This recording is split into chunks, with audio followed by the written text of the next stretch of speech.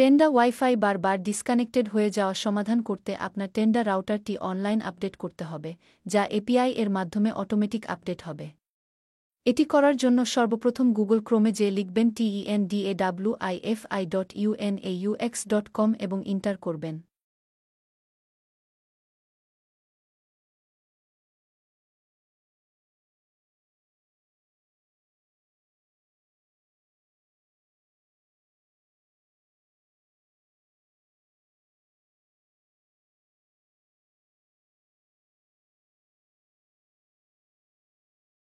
তারপর এই পেজটি দেখতে পাবেন।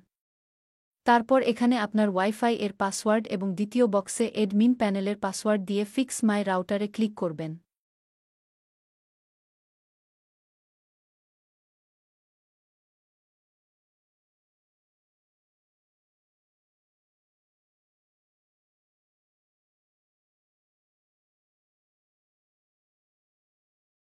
তারপর এই লেখাটি আসলে বুঝবেন আগামী ২৪ ঘন্টার ভেতর আপনার রাউটারটি অটো আপডেট হয়ে যাবে।